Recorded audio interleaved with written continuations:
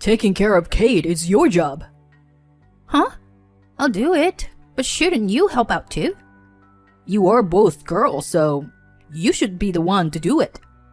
I'm busy with work and don't have the time. But I think Kate will feel lonely. I am Hannah, a 33-year-old working mother. I lead a busy life, juggling work and home responsibilities every day. My husband Tony and I first met at the company we both worked for, where he was my supervisor. Our relationship developed unexpectedly, and we got married 3 years ago. He's actually divorced, and has a child named Kate, who is currently in her final year of elementary school. I knew about her before our marriage, and I made sure to get her approval before we got married, gradually building our relationship. At first, I worried about whether she would like me, and if I could handle being a stepmother to an elementary schooler. But Kate quickly became attached to me. I don't know the details of how Tony gained custody, but I think there must have been some issue between him and his ex-wife. I felt that Kate was craving a mother figure. Since Tony didn't like to talk about it, I didn't ask him about it either. But I vowed to my best not to make her feel lonely and went ahead with the marriage. After getting married, I continued to work while also taking care of Kate. I switched to a part-time schedule to avoid making her feel lonely, helping her with homework and providing advice for her adolescent issues. Although I'm still far from being a true mother figure, Kate and I have deepened our bond as sisters. However, my relationship with Tony gradually grew cold. After our marriage, he didn't take care of Kate at all, and our life together wasn't what I had imagined. He never cooked or even talked to her. So I asked her how they managed before I came into the picture. She said she did most of the housework, and when Tony couldn't cook, he would leave money on the table for her to buy food from the convenience store. I was surprised because I thought he took good care of her based on what he told me before we got married. I thought maybe this is just how single fathers are, and I decided to do my best to take care of Kate as a mother figure without making her feel deprived. But Tony never showed any appreciation for my efforts, and he left all of Kate's care to me while he became increasingly busy with work, staying out late and going on business trips. Our conversations dwindled, and now, 3 years later, we barely talk at all. Amidst all of this, Kate's elementary school graduation is approaching. I told Tony about the graduation ceremony weeks in advance, but at the last minute, he announced he had a business trip scheduled for that day. I'll be on a business trip, so gotta go by yourself. I was surprised and replied, "A business trip? It's Kate's graduation. It's so important. Can you ask someone to cover for you?" But he decided to go on the trip, saying it is for work. The next day, I told Kate about this, and she replied with a resigned okay. On the day of the graduation ceremony, I went alone. My relationship with Kate was still short at 3 years, but I was so moved that my eyes turned red by the end of the ceremony. She teased me about it, and we laughed together on our way home. That night, since Tony wasn't coming back from his trip, I made Kate's favorite fried chicken, and we spent a relaxing evening together. At around 10 p.m., just as I was thinking about going to bed, I received a call from an unknown number. "Hello?" When I answered, it turned out to be a call from a hospital. "Your husband and his companion have been in a serious car accident. Can you come to the hospital right away?" My mind went blank in an instant. I frantically asked for the hospital's location, and they said Tony, who was supposed to be on a business trip in San Francisco, was in a hospital in Napa. Confused, but knowing that it was within taxi distance, I left Katie with my in-laws and headed for the hospital. During the taxi ride, my mind raced with questions. Why was he in Napa? Who was the companion? How severe was the injuries? Upon arriving at the hospital, I saw Tony lying in a bed in the intensive care unit, and in the next bed, the receptionist from our company whom I recognized. In an instant, I understood the situation. He had been having an affair. I had never suspected him of cheating before, so I was stunned by the shock. There was no other explanation for the situation. He had lied to me about the business trip, and actually was on a getaway with his lover. All his previous claims about working late and going on business trips were probably lies. Since both Tony and the woman were unconscious, I decided to wait until they woke up and could talk. It took about a week for their unconsciousness to return, and during that time, the doctor informed me that Tony had become hemiplegic due to the after effects of the accident, and the woman had sustained a large scar on her face. While both of them were seriously injured, I felt no sympathy. I thought this was the price they had to pay for betraying me. A few more weeks passed, and they were finally moved to a general ward, where I could have a proper conversation with them. I decided to confront Tony about the affair. Were you having an affair?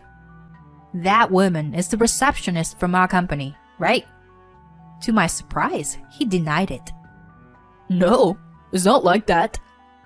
I was expecting him to admit to the affair and apologize, so his reaction was startling. Wait, then why were you in Napa? You said you were going on a business trip to San Francisco, he replied. Did I? I don't remember. I must have said so by mistake, I guess. Of course. I couldn't accept the explanation. So why were you with the receptionist? There was no need to bring her on a business trip. Right, he smoothly replied, as if he had prepared an excuse. It was just a coincidence. When I went to Napa for a trip, she happened to be there too, so we decided to have dinner together. Then the taxi we were in on the way back got into an accident. His explanation was quite far-fetched. However, I had no evidence to call it a lie, nor did I have any proof that he was cheating.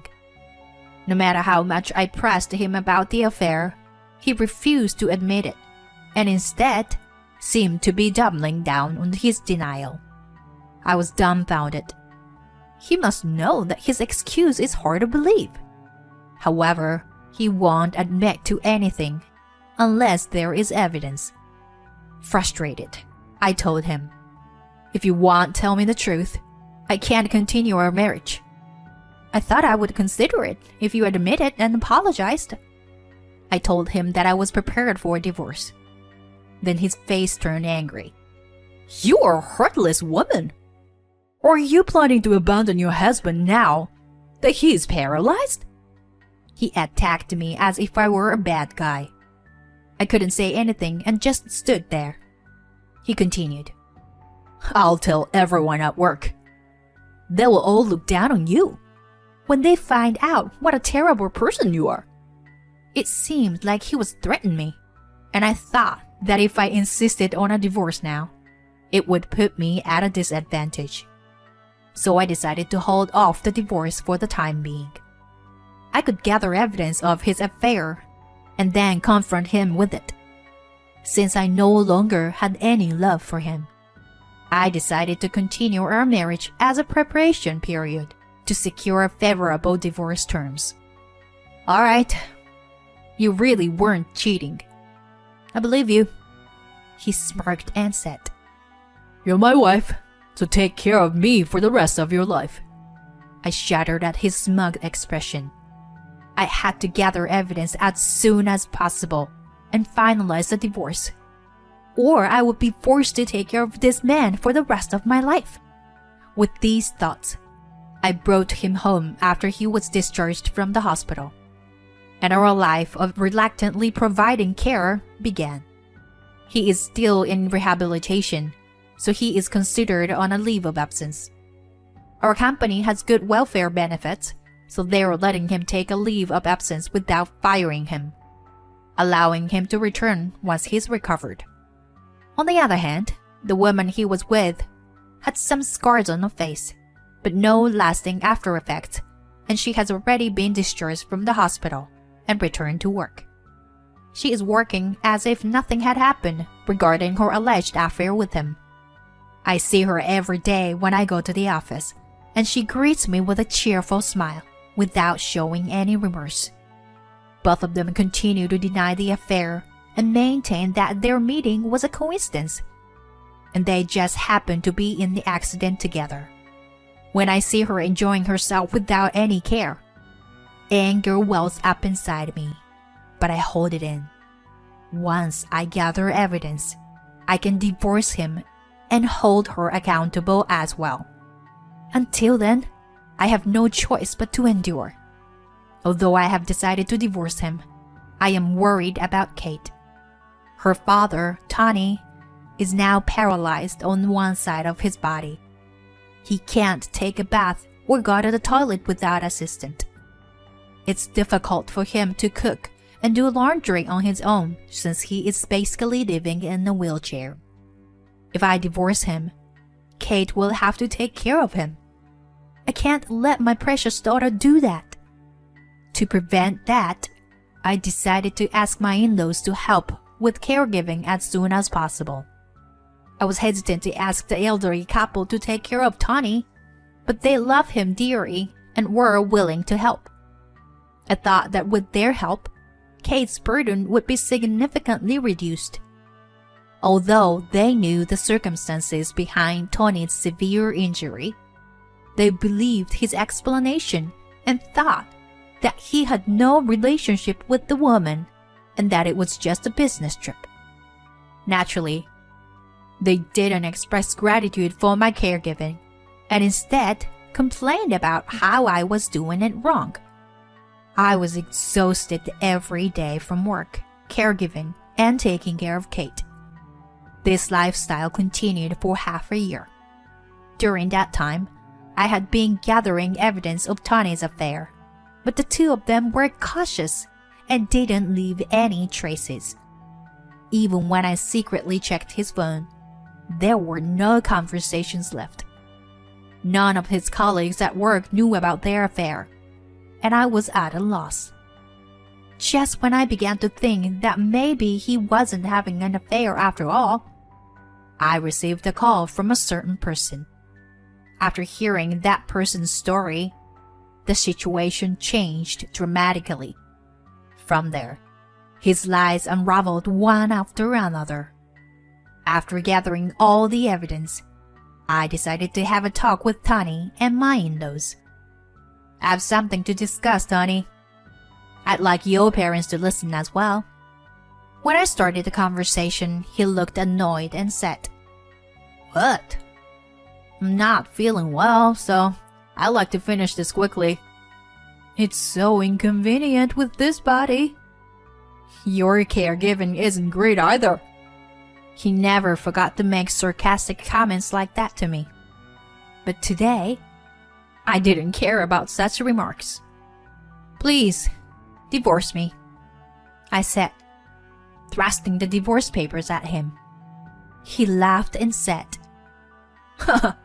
"As I told you, if you divorce me now, you'll be the worst wife who abandoned her paralyzed husband. Are you okay with having that label? Everyone at work will despise you." He spat out that line as if he thought it would make me change my mind. But things wouldn't go as he said.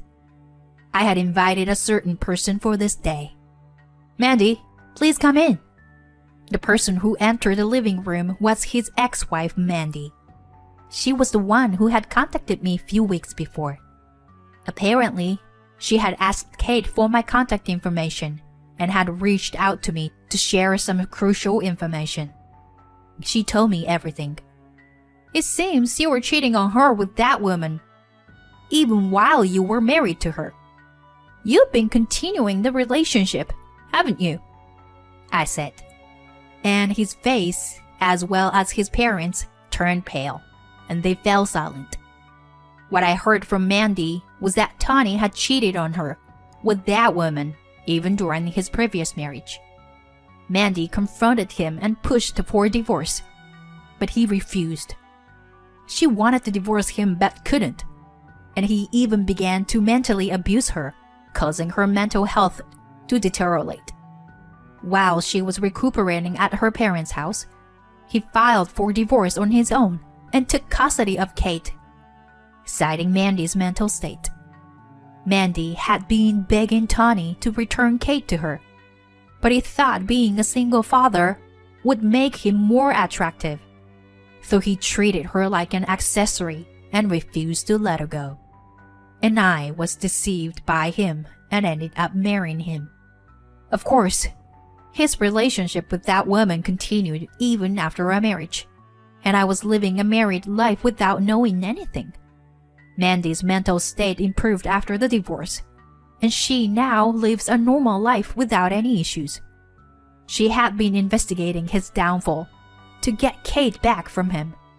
She had several photos proving his ongoing relationship with that receptionist and gave them to me.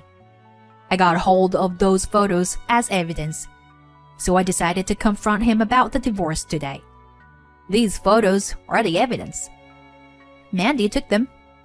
At this, he angrily turned red and snapped at Mandy.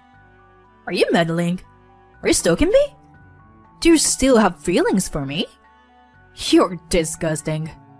She calmly replied. I just want Kate back.